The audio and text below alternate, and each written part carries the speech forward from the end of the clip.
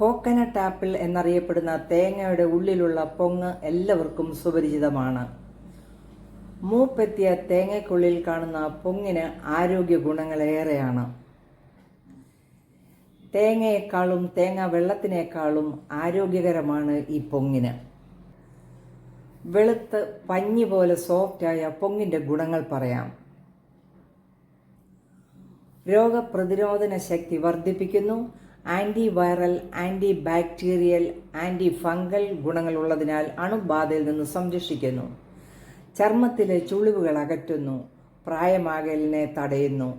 തലമുടിക്ക് ആരോഗ്യമേകുന്നു.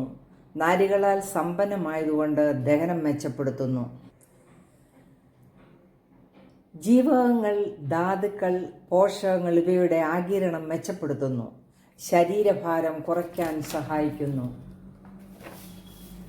ജീവിതശൈലി രോഗങ്ങളിൽ നിന്ന് സംരക്ഷണം നൽകുന്നു.